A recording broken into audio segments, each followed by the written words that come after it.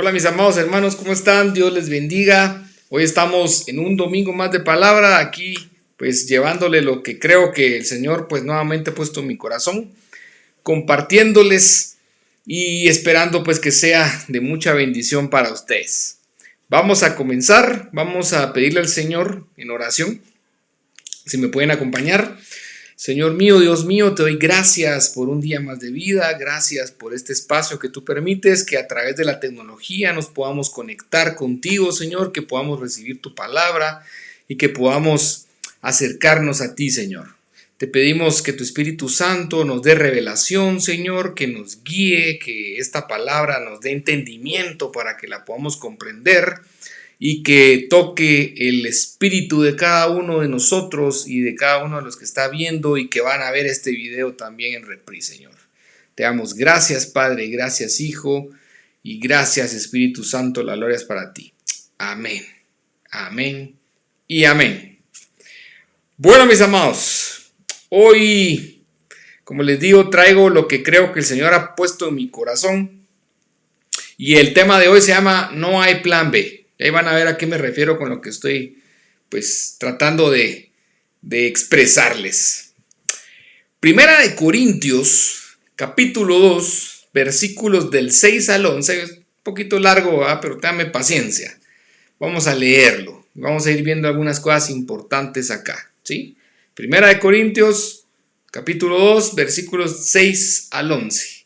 Dice: sin embargo, hablamos sabiduría entre los que han alcanzado madurez, pero una sabiduría no de este siglo, ni de los gobernantes de este siglo que van desapareciendo, dice, sino que hablamos sabiduría de Dios en misterio. Miren la palabra que está diciendo aquí, son misterios del Señor. La sabiduría oculta que desde antes de los siglos Dios predestinó para nuestra gloria. O sea que desde antes de que todo esto existiera, el Señor ya había predestinado y estaba esta sabiduría. Dice, la sabiduría que ninguno de los gobernantes de este siglo ha entendido. Porque si la hubiera entendido, no habrían crucificado al Señor de la gloria. Sino como está escrito, dice, cosas que ojo no vio, ni oído oyó, ni han entrado al corazón del hombre, son las cosas que Dios ha preparado para los que le aman.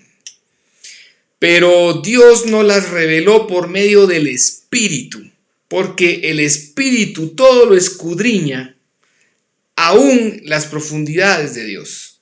Porque entre los hombres, ¿quién conoce los pensamientos de un hombre sino el Espíritu del hombre que está en él? Asimismo, nadie conoce los pensamientos de Dios sino el Espíritu de Dios. Entonces miren lo que dice esto, ¿verdad? En nuestra vida es común que nosotros los seres humanos pues hagamos planes, ¿verdad? Y que normalmente hagamos un plan principal y que contemos con algún plan de contingencia o alterno, ¿verdad? Ese plan B, por si el principal nos falla. Hacer planes en la dimensión terrenal y que no se cumplan a cabalidad es algo normal. Es algo normal para todo el mundo. Yo no sé si les ha pasado, pero normalmente lo que nosotros planificamos nunca nos sale como lo planificamos. Y de ahí viene esto que les digo, de que normalmente pues los seres humanos tenemos este plan de contingencia o este plan alterno que le llamamos plan B. ¿Por qué? Porque no tenemos el control de todas las variables, ¿sí? Nosotros no podemos controlar todas las situaciones que nos van a pasar. Proverbios 15, 22, versículo 22 dice, sin consulta, los planes se frustran, pero con muchos consejeros triunfan. Les quiero hacer una pregunta. ¿Ustedes cuando hacen un plan consultan o solo toman ustedes la decisión? ¿Sí? Entonces Proverbios 15, 22 nos está diciendo que si no consultamos, los planes se van a frustrar. Y eso es lo que nos pasa muchas veces. La mayoría de las decisiones que nosotros tomamos en la vida son sin consultar a alguien más. Pero aquí dice que en la multitud de consejeros está la sabiduría, dice otra palabra, otro versículo. Pero aquí dice los que muchos consejeros nos ayudan, ¿sí? vamos a triunfar. Entonces, una de las claves para tomar decisiones es pedir consejo. Y obviamente podemos pedir consejo a los humanos, pero lo primero que tenemos que hacer es pedirle consejo al Señor. Entonces te hago una pregunta. ¿Tú le estás pidiendo consejo al Señor sobre cada cosa que estás haciendo? Te la dejo ahí para que la respondas. Quiero mencionar también que muchas personas también ni siquiera hacen un plan o ni siquiera piensan en alguno. Van reaccionando y viviendo a las circunstancias que se le van presentando. Y esto es contraproducente. Lucas capítulo 14 versículos 28 al 30 nos dice, pongan atención a lo que dice. Esas son palabras de Jesús. Dice, porque ¿quién de vosotros, deseando edificar una torre, no se sienta primero y calcula el costo para ver si tiene lo suficiente para terminarla? Es una pregunta que está haciendo Jesús. No sea que cuando haya echado los cimientos y no la pueda terminar, todos los que la vean comiencen a burlarse de él diciendo, este hombre comenzó a edificar y no pudo terminar. Entonces, ¿cuántos emprendemos cosas? ¿Cuántos iniciamos cosas? Pero ni siquiera nos sentamos nosotros a calcular si tenemos el recurso suficiente, si tenemos la capacidad suficiente, si tenemos la sabiduría que se necesita, si sabemos acerca del tema. ¿Ya? Si no nos sentamos a hacerlo, aquí dice que vamos a ser como ese hombre que se van a burlar. Y muchos, como les digo, muchos no planifican, que es peor, y los que planifican, normalmente las cosas no te salen como las planificaste. Entonces, por otro lado, como les digo, puedo mencionarles que muchas de las veces que nosotros también nos equivocamos en las cosas que nos motivan, en esas motivaciones correctas. Muchos quisieran hacer ciertas cosas y los motivan, obtener algunas cosas y los motiva algo, y las cosas no te salen bien. ¿Por qué? Porque la motivación no es la correcta. No es la correcta. Proverbios 23, versículo 4 dice, no te fatigues en adquirir riquezas, deja de pensar en ellas. Esos proverbios, miren lo que está diciendo la palabra. Yo no estoy diciendo que querer vivir bien, con todas las comodidades, no esté bien. O sea, está bien que pensemos en eso, porque el Señor quiere que seamos prosperados absolutamente en todo.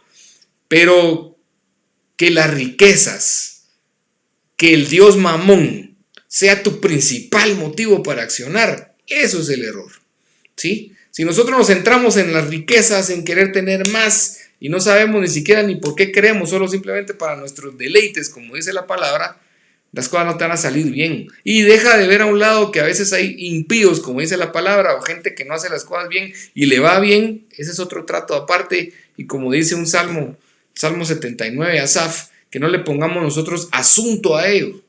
No pongamos nosotros, no tengamos esos sentimientos y esas emociones de que sintamos nosotros envidia por lo que los otros tienen, incluso que pensamos que son impíos y que le hacen mal y les va bien. Dice la misma palabra en ese salmo de que no nos centremos en eso, porque la estancia en este mundo es corta y esas cosas son banales. Que hay que pensar en las cosas del Señor, ¿verdad? Entonces dejen de pensar en la riqueza, que la riqueza no sea tu principal motivo o motivador para hacer las cosas. La mayoría de las veces sabemos qué debemos hacer. Nosotros dentro de nosotros, en nuestro interior, sabemos qué es lo que tenemos que hacer. Eso nos lo dice nuestro espíritu que está dentro y el Espíritu Santo que mora en nosotros también. Pero simplemente la mayoría hace como que no escucha esa vocecita interior, y por eso es que las cosas no te salen o no te resultan como quisieras, ¿sí?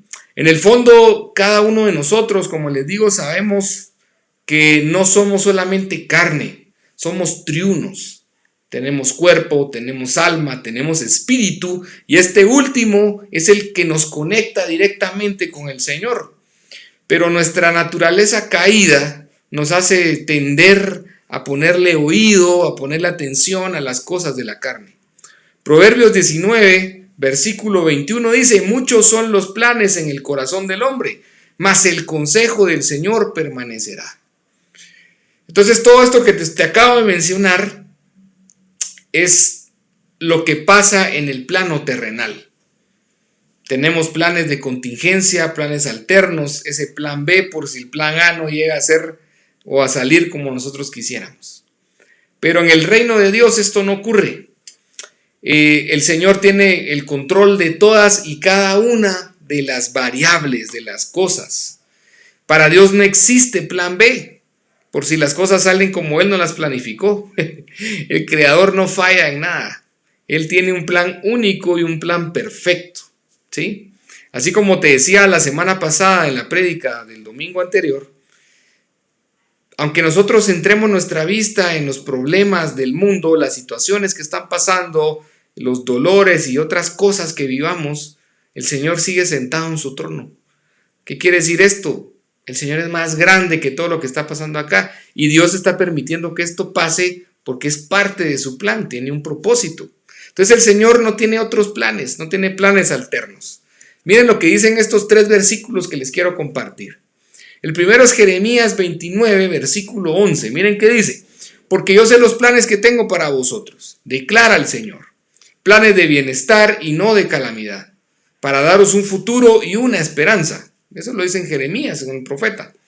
Isaías, el otro profeta. Isaías capítulo 55, versículo 8, dice, porque mis pensamientos no son vuestros pensamientos, ni vuestros caminos mis caminos, declara el Señor. Y en el 9, en Isaías 55, 9 nos dice, los cielos son más altos que la tierra. Así mis caminos son más altos que vuestros caminos, y mis pensamientos más que vuestros pensamientos. Es algo que hemos estado predicando en las últimas semanas. Los caminos de Dios son distintos, los pensamientos de Dios no tienen comparación a lo que nosotros podemos pensar o llegar a idear como seres humanos. El plan de Dios no se puede analizar ni entender con nuestra lógica humana. No la podemos entender. Necesitamos que el Espíritu Santo nos dé su revelación, que el Espíritu Santo nos dé comprensión, que nos dé entendimiento para poder comprender esto que el Señor quiere. Dios no hace planes lógicos para sus hijos, porque sus caminos son más altos que los nuestros, como dice la palabra.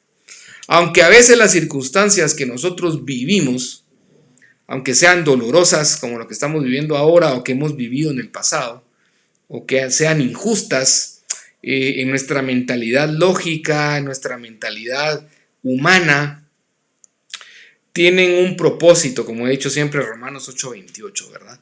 Te van a hacer crecer, te van a hacer más fuerte, van a sacar lo mejor de ti. El Señor quiere que te despojes de ciertas cosas, de esa vestidura, de esas manchas que tienes, para que te vayas quitando eso y te puedas vestir con ropa, con lino fino, limpio.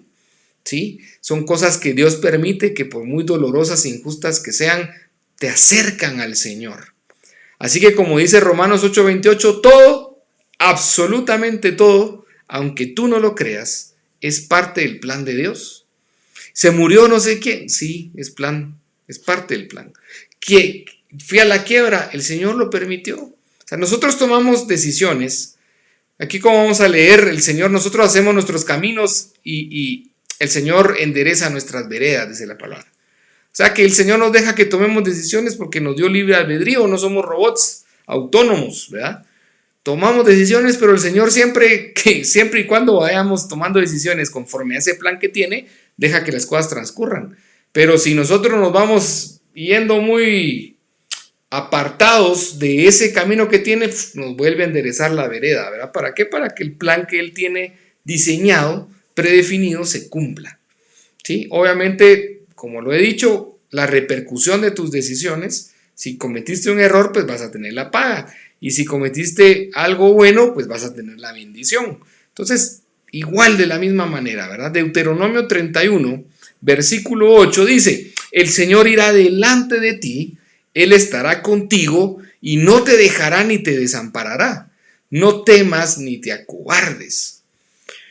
Muchas veces dejamos que las situaciones que nosotros estamos viviendo, estas pruebas, estas aflicciones, estas temporadas de dolor, estas temporadas que no podemos hallarle una explicación lógica a las cosas, generan temor, nos generan miedo, nos generan confusión, nos generan duda acerca de Dios, de su amor, de que por qué no está conmigo, de que por qué me está mal. No, es como les he explicado en las prédicas anteriores. No siempre nos va a ir bien.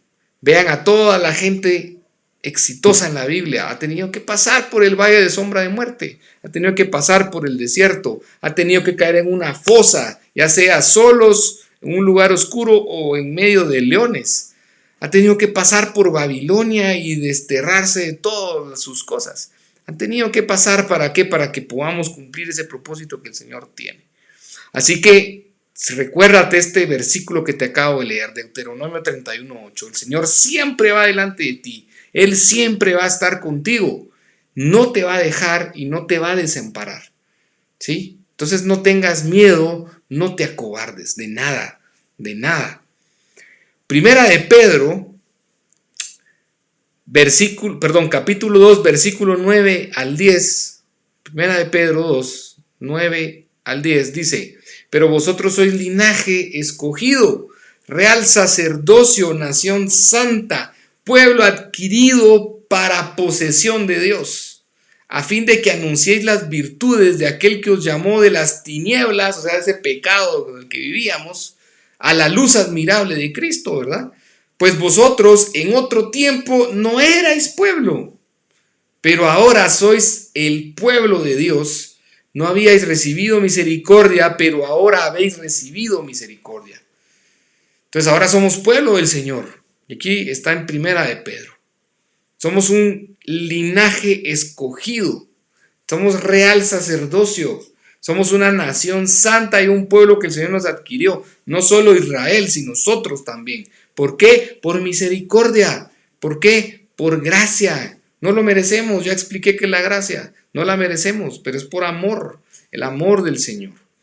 Y Salmo 94:14 dice: porque el Señor no abandonará a su pueblo, ni lo va a desamparar a su heredad. No ha desamparado ese pueblo y nosotros que somos su herencia tampoco somos desamparados. El Señor es justo, el Señor es fiel. El Señor se manifiesta en nuestras vidas con milagros todos los días. Hoy estás vivo, estás respirando, probablemente tuviste que comer. Antes de esta prédica desayunaste con tu familia está con salud, tienes una casa, tienes internet, un celular, una computadora, una tablet, un televisor para poder estar viendo esta transmisión. Esos son milagros. No todo el mundo tiene ese milagro. No todos amanecieron vivos hoy. No todos quizás amanecieron vivos pero no tienen que comer. O no todos tienen una casa. O no todos tienen salud. Hay muchas bendiciones que lo cotidiano se vuelve, los milagros se vuelven cotidianos, ¿verdad? O sea, es algo más, o sea, respirar es normal, ¿verdad? Es una respuesta autónoma del sistema nervioso simpático, ¿verdad? O el sistema nervioso central. No, hombre, no se trata de eso. Muchos no tienen esa oportunidad. ¿Por qué? Porque el Señor también tiene otros planes para estas personas. Entonces, no te olvides de los milagros, por muy pequeños o diminutos como los veas, que para mí comer, tener salud, que mi familia esté completa, tener una casa y tener este amor en casa, tener esa unión y estar vivos con salud, no tiene precio. Puede estar los bancos llamándote, puedes deber, puedes tener problemas en la oficina, puedes tener problemas en tu empleo, problemas en la empresa, puedes tener lo que quieras de problemas. Pero tienes tantas bendiciones, como te decía la semana pasada, tantas bendiciones para darle gracias a Dios por todo lo que tienes. Y muchas veces nos centramos en lo que nos hace falta o en lo que quisiéramos para nuestros deleites y nos olvidamos de darle gracias a Dios por todo lo que nos da. Entonces tenemos muchas bendiciones sobrenaturales todos los días, pero se vuelven comunes. Entonces tenemos que caminar de la mano del Señor, tener una relación con Él. Tenemos que meternos en el Señor más y más. Y conforme esa relación vaya mejorando, esa relación vaya haciéndose más fuerte y nosotros agudicemos nuestros oídos y nuestros ojos espirituales, el Señor nos va a ir revelando cosas, instrucciones, estrategias, parte de su plan, como está escrito en Amós. ¿verdad? Debemos seguir eso que el Señor nos va a ir diciendo y guiando para que entonces tengamos éxito en todo lo que emprendamos, como dice su palabra, para que cada uno de esos procesos que hagamos en nuestra vida tengan éxito, aunque pasemos por valle de sombra y de muerte. Proverbios 16, versículo 9, dice: la mente del hombre planea su camino, y aquí está lo que les decía, pero el Señor dirige sus pasos. ¿Sí? Nuestra mente planea, pero pidámosle al Señor esa sabiduría para que Él sea el que dirija esos pasos, para que Él enderece esas veredas, enderece esos caminos y esas cosas que nosotros queremos seguir. El Señor nos manda a poner nuestra fe en acción, como lo he dicho en las últimas prédicas. O sea, en palabras fáciles y sencillas de entender. Hay que creer, pero hay que hacer al mismo tiempo. Y el que va a obrar en nosotros es el Señor. Entonces, cuando te toque planificar, hacer un plan para tu vida, un plan en familia, tu agenda de trabajo o de negocio, cualquier cosa que quieras emprender o que quieras planificar, conéctalas con el plan del Señor. ¿Y cómo? En oración.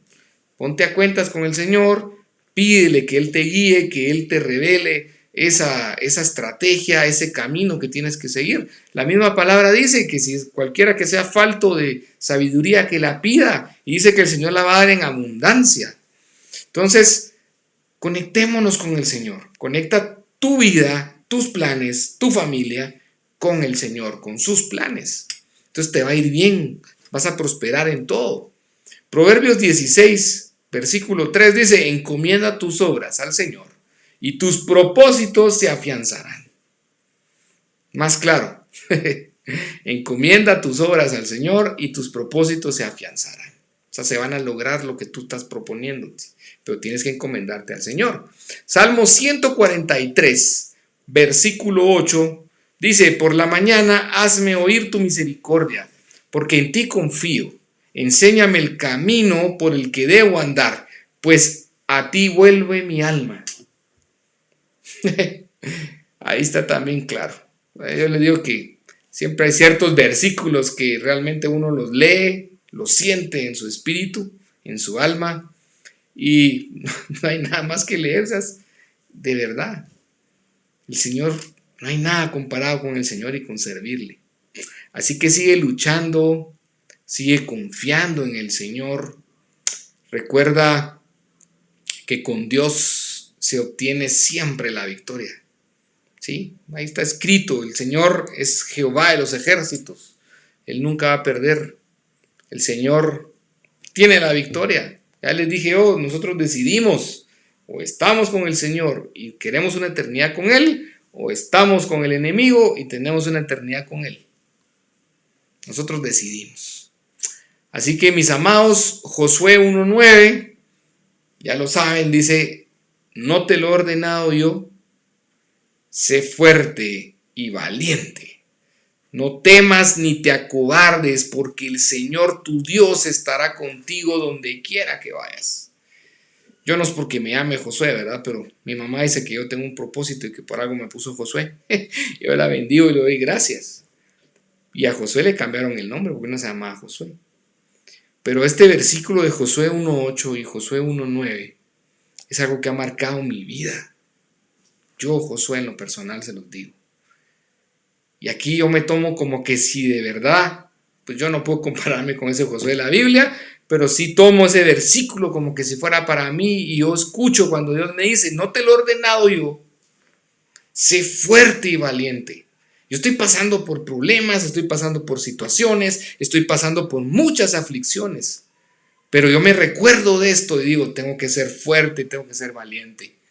Como dice la palabra que le dijo Jehová a Josué: no temas ni te acobardes. Yo no tengo miedo, no me acobardo, porque yo sé que Dios estará conmigo donde yo quiera que vaya. Como les dije, la bendición no es un lugar. El favor, la gracia, la bendición de Dios está contigo. O sea, que va contigo a donde quiera que vayas. No hay necesidad de mudarse o irse a otro lugar buscando cosas nuevas. No, la bendición, el favor y la gracia, si nosotros estamos metidos con el Señor, si nosotros somos rectos delante de Él, si nosotros buscamos honrarlo y servirle y darle lo mejor de nosotros, eso siempre va a estar con nosotros y va a ir a donde quiera que vaya. Entonces, como le digo yo, Josué 1.8 y Josué 1.9, yo me los apropié. Y de verdad se los quería compartir para que también lo tengan y que se lo apropien ustedes. Sean fuertes, sean valientes, no se acobarden, no tengan miedo, porque el Señor siempre está con ustedes a donde quiera que vayan. Y con esto me despido. Salmos 24. Salmos 24. De verdad, esto es un deseo que yo les deseo de todo corazón, de verdad. Que te conceda el deseo de tu corazón y que cumpla todos tus anhelos. Eso deseo yo de mi parte hacia ti, con tu familia, con lo que tú quieres hacer. Que el Señor conceda el deseo de tu corazón y que cumpla todos los anhelos que tienes. Así que, mis amados, si es primera vez que tú escuchas esto, quiero hacerte esta invitación que hago todos los domingos.